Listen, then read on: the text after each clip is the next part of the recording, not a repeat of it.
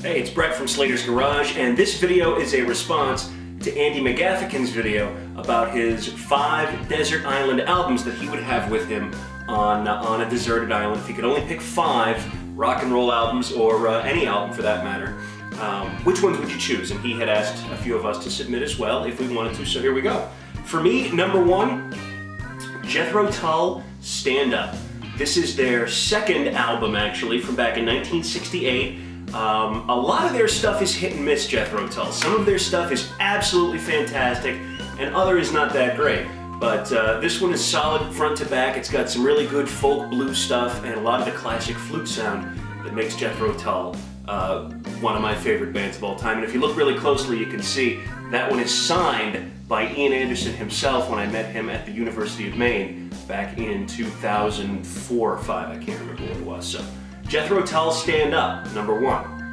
Number 2, Steely Dan, The Royal Scam. This is the Steely Dan guitar album, which featured Larry Carlton on guitar. This has got songs on it like Kid Charlemagne, Don't Take Me Alive, Haitian Divorce, the title track, Royal Scam.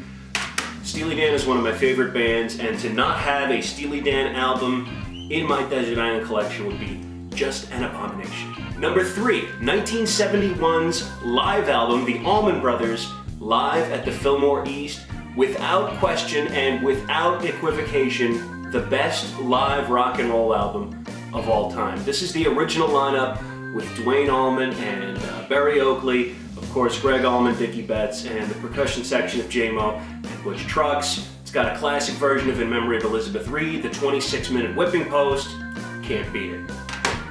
Number 4, Frank Zappa, Joe's Garage. This is a rock opera based on what the world would be like if music was made illegal. Some really good satire, some really good social commentary from back in the 70s, and of course it's Frank. And this is kind of strange because I'm not very well versed in Frank Zappa, and I had made myself a promise that I would listen to more Frank Zappa when I got tired of this one, and so far that really hasn't happened. I mean, I do have some other stuff in my collection like Zappa in New York and the Yellow Shark and stuff, but this is still far and away my favorite of the Zappa stuff, and it's a plus. I gotta have it with me on the island. And number 5, finally, Johnny Mathis and the Percy Faith Orchestra with a Johnny Mathis Christmas. This has been the quintessential Christmas album since I was a very small kid, and if I'm gonna be on a desert island, I'm not gonna forget about the holidays, so there you have it.